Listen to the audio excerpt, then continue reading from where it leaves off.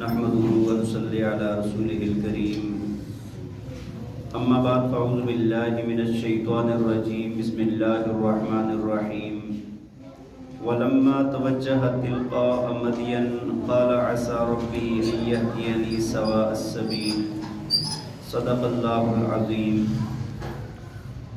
سورہ قصص آیت نمبر 22 اللہ تعالیٰ فرماتے ہیں وَلَمَّا تَوَجَّهَ تِلْقَاءَ مَدْيَن، فرمایا کہ پھر جب حضرت موسیٰ علیہ السلام نے مدین کی طرف توجہ فرمائی، قَالَ عَسَى رَبِّي أَن يَهْدِيَنِي سَوَاءَ السَّبِيلِ، تو فرمانے لگے کہ امید ہے مجھے اپنے رب سے کہ وہ مجھے سیدھا رستہ دکھائے گا۔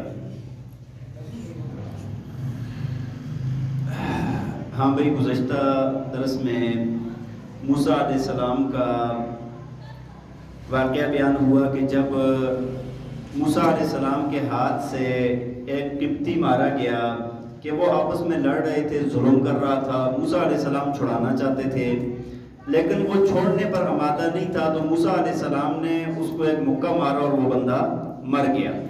دوسرے دن وہ بندہ جو اسرائیلی تھا، موسیٰ علیہ السلام کی قوم کا تھا، وہ دوبارہ لڑ رہا تھا۔ موسیٰ علیہ السلام نے جب دیکھا، اس نے پھر پکارا، تو موسیٰ علیہ السلام نے اس کو کہا کہ بھائی تو روز لڑتا ہے، اس کو ڈانٹنا شروع کیا، اور موسیٰ علیہ السلام گئے اس کی مدد کرنے کے لیے، لیکن اس نے یہ سمجھا کہ شاید اتنا مجھے ڈانٹ رہے ہیں تو مجھے مارنے کے لیے آ رہے ہیں۔ وہ کہنے لگا کہ کیا جس طرح آپ نے کل بندہ قتل کر دیا تھا اس طرح آپ مجھے بھی قتل کرنا چاہتے ہیں؟ جب یہ بات سامنے آئی، چونکہ فرعون کے لوگ تو تلاش کر رہے تھے کہ وہ بندہ کدھر گیا، کدھر غائب ہو گیا، ہمارا بندہ کدھر چلا گیا، تو پتہ چل گیا کہ موسیٰ علیہ السلام کے ہاتھوں وہ بندہ مارا گیا ہے۔ جب فرعون تک یہ شکایت پہنچی تو فرعون نے اور اس کے جتنے کارندے تھے انہوں نے یہ مشورہ کیا کہ موسیٰ علیہ السلام کو قتل کر دیا جائے۔ جب وہ یہ مشورہ کر رہے تھے تو ایک بندہ وہاں پر موسیٰ علیہ السلام کے چاہنے والا تھا اور وہ موسیٰ علیہ السلام پر ایمان لے آیا تھا۔ اللہ تعالیٰ نے قرآن میں فرمایا کہ وَقَالَ رَجُلٌ مُؤْمِنٌ مِّنْ آلِ فِرْعَوْنَ يَكْتُمُ إِيمَانَهُ، فرمایا کہ وہ بندہ فرعون کی قوم میں سے تھا لیکن ایمان لا چکا تھا اور ایمان کو چھپا رہا تھا، ان کے سامنے اظہار نہیں کیا تھا۔ وہ بندہ بھاگتا ہوا آیا موسیٰ علیہ السلام کے پاس کہ آپ کے بارے میں تو یہ مشورہ ہو رہا ہے کہ آپ کو قتل کر دیا جائے، لہٰذا آپ کے لیے بہتری یہ ہے کہ آپ یہاں سے نکل جائیں اور میں آپ کا بڑا ہمدرد ہوں۔ جب یہ بات ہوئی موسیٰ علیہ السلام کو، جب اس بات کی خبر ہوئی تو موسیٰ علیہ السلام نے وہاں سے نکلے۔ اب خوف بھی تھا اور ڈر بھی ہے کہ یار پکڑا نہ جاؤں، بات سمجھ آ رہی ہے کہ نہیں؟ جب یہ بات ہوئی نا تو اس کے بعد جب موسیٰ علیہ السلام نے دیکھا کہ کس طرف جاؤں تو فرمایا کہ وہ مدین کی طرف گئے۔ مدین وہ علاقہ ہے جہاں پر حضرت شعیب علیہ السلام تھے۔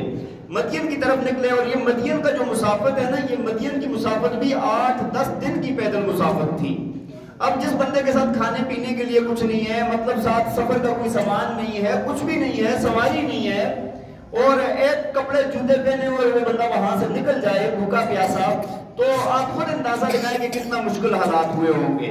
اللہ تعالیٰ نے درمیان والے واقعے کو قرآن میں نہیں بیان فرمایا، بلکہ جب وہ مدین پہنچ گئے تو اس کا بیان فرمایا ہے۔ لیکن یہ جو 8-10 دن ہے نا، اس کے اندر مفسرین کرام نے فرمایا کہ گھاس پتے دوسرا تیسرا اس کے علاوہ کھانے پینے کی اور کوئی چیز موسیٰ علیہ السلام کو نہیں ملی، اتنی مشقت کر کے وہاں پر سفر کیا، اور یہ بھی اللہ کی آزمائش تھی۔ اللہ تعالیٰ نے قرآن میں فرمایا ایک جگہ پر موسیٰ علیہ السلام کے متعلق وَفَتَنَّاكَ فُتُونًا، کہ ہم نے آپ کو آزمائشوں میں ڈالا ہے۔ ہاں، بہت ساری آزمائشوں سے موسیٰ علیہ السلام کو اللہ تعالیٰ نے گزارا ہے۔ بچپن میں ادھر سے فرعون نے آرڈر جاری کر دیا مارا جائے، پھر اس کے بعد فرعون کے محل میں ہے، پھر پتہ چل گیا اپنی ماں سے بھی کبھی کبھی ملنے جاتے ہیں۔ موسیٰ علیہ السلام کو پتہ تھا میری ماں کون ہے، وہ سارا جانتے تھے، وہاں پر رہتے تھے لیکن سب کچھ جانتے تھے۔ اب یہ ساری آزمائشیں تھیں ان کے لیے، اور پھر اس کے بعد یہاں پر ادھر سے مدین جانا، پھر مدین میں رہائش اختیار کرنا، پھر واپسی، یہ ساری کی ساری اللہ تعالیٰ نے آزمائشیں دی اور موسیٰ علیہ السلام اس میں پورے اترے ہیں۔ تو فرمایا کہ جب جانے لگے نا تو اس وقت اللہ تعالیٰ سے یہ دعا کرنے لگے کہ یا اللہ مجھے سیدھا رستہ دکھا دے۔ ایک تو رستے کا پتہ بھی نہیں تھا، عام جو رستہ ہے اس کا بھی پتہ نہیں تھا، ہاں، کہ اللہ تعالیٰ آسانی کے ساتھ مجھے وہاں تک پہنچا دے۔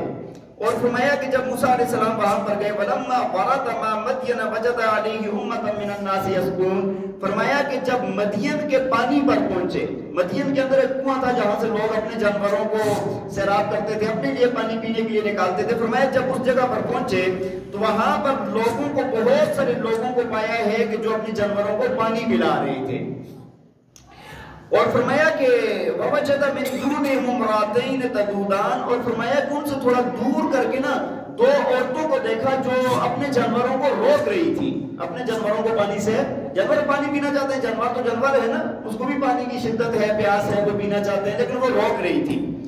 تو اب موسیٰ علیہ السلام نے جب دیکھا کہ بھائی یہ کیا ماجرا ہے کہ بھائی دو عورتیں سائڈ پر کھڑی ہیں، یہ سارے پانی پلا رہے ہیں اپنے جانوروں کو، اور وہ اپنے جانوروں کو روک رہی ہیں، جانور پانی پینا چاہتے ہیں۔ چونکہ نبوت جو ہوتی ہے نا اس کے اندر بہت زیادہ رقت ہوتی ہے اور دوسرے کا خیال رکھنا ہوتا ہے، یہ ساری چیزیں پیچھے بھی ظلم و ستم موسیٰ علیہ السلام دیکھ چکے تھے، بھئی یہاں پر بھی یہ کچھ اور ہے۔ تو موسیٰ علیہ السلام سے نہ رہا کہ اور پوچھنے لگے قَالَ مَا خَطْبُكُمَا، کیا حال ہے تمہارا، کیا وجہ ہے، کیوں جانوروں کو روک رہی ہو؟ پوچھنے لگے موسیٰ علیہ السلام۔ قَالَتَا لَا نَسْقِي حَتَّى يُصْدِرَ الرِّعَاءُ وَأَبُونَا شَيْخٌ كَبِيرٌ، وہ کہنے لگی کہ ہم اس وقت تک اپنے جانوروں کو پانی نہیں پلا سکتی جب تک کہ یہ سارے چرواہے نہ پلا دیں، یہ پلائیں گے۔ اور دوسری بات یہ ہے کہ ہم عورتیں اس وجہ سے یہاں پر آئی ہیں وَأَبُونَا شَيْخٌ كَبِيرٌ، کہ ہمارے جو والد مکرم ہیں وہ بزرگ بوڑھے بندے ہیں، بزرگ ہیں، بوڑھے ہیں، بڑی عمر کے ہیں، وہ اس ذمہ داری کو نہیں اٹھا سکتے، وہ خود آ کر پانی پلانا یا جانوروں کو پالنا سنبھالنا نہیں کر سکتے۔ دیکھیں ایک چیز ہے، اللہ تعالیٰ نے عورتوں کے لیے اور مردوں کے لیے نا کچھ دائرے مقرر فرمائے ہیں، اللہ کے نبی نے اور اللہ تعالیٰ نے۔ دیکھیں یہاں پر وہ کہہ رہی ہیں کہ کام تو والد کا ہی تھا، لیکن ہم کیوں کر رہی ہیں؟ وہ والد بہت بوڑھا ہو چکے ہیں، وہ کمزور ہے، وہ یہ کام کر نہیں سکتا، اس وجہ سے یہ کام ہم کر رہی ہیں۔ تو اب آپ دیکھیں کہ اللہ تعالیٰ نے مردوں اور عورتوں کے اندر نا بڑا فرق پیدا کیا ہے۔ آج ساری دنیا اس بارے میں لگی ہوئی ہے کہ بھائی مردوں اور عورتوں میں کوئی فرق نہیں ہے۔ بھائی کیسے فرق نہیں ہے؟ ہاں انسان ہونے میں کوئی فرق نہیں ہے، مکلف ہونے میں کوئی فرق نہیں ہے، انسان ہے سارے، لیکن دونوں کے کاموں میں، دونوں کی قوت میں، دونوں کی ان سب چیزوں میں فرق ہے۔ مرد کو اللہ تعالیٰ نے باہر کے کاموں کے لیے، مشقت والے کاموں کے لیے، ہاں جانور پالنا ہے، محنت مزدوری کرنی ہے، کھیتی باڑی کرنی ہے، یہ سارے کام مردوں کے ذمہ ہیں۔ اور عورتوں کو گھر کے کام کے لیے کہ بھائی خانہ داری کرنی ہے، گھر میں بچوں کی تربیت کرنی ہے، ان کو پالنا ہے، ان کو کھلانا پلانا ہے، یہ کام عورتوں کے ذمہ ہے۔ بات سمجھ آ رہی ہے کہ نہیں؟ لیکن آج کیا ہوتا ہے کہ سارے اس چکر میں پڑے ہوئے، نہیں جی عورتوں کے ساتھ بڑا ظلم ہے، ان کو آزادی دی جائے، اور آزادی دی بھی جائے تو یہ وہ کام کر ہی نہیں سکتی، مردوں والے کام کر ہی نہیں سکتی۔ تو دیکھیں ہر چیز کا ایک اپنا کام ہوتا ہے، مشقت میں ڈالتے ہیں اپنے آپ کو۔ یہ عورتیں بھی جو آزادی کے نعرے لگاتی ہیں نا، جنہوں نے پہلے یہ نعرے لگائے تھے، آج سب سے زیادہ خودکشیاں کرنے والی وہی ہیں۔ آپ باہر کے ممالک کو دیکھیں، وہاں پر کس شرح پر جو ہے نا عورتیں خودکشیاں کرتی ہیں۔ وجہ کیا ہے کہ عورتوں والے کام نہیں، ان کے ذمہ مردوں والے کام لگ گئے۔ وہاں پر کوئی عورت ایسے بیٹھ ہی نہیں سکتی کہ وہ گھر میں بیٹھے اور اس کا کام کاج نہ ہو، بہت مشکل اللہ ماشاءاللہ بہت کم لوگ، تو وہ پھر 7 منزل اور اس سے اوپر چڑھ کے اوپر سے چھلانگ لگاتی ہیں۔ تو عورتوں کے لیے یہ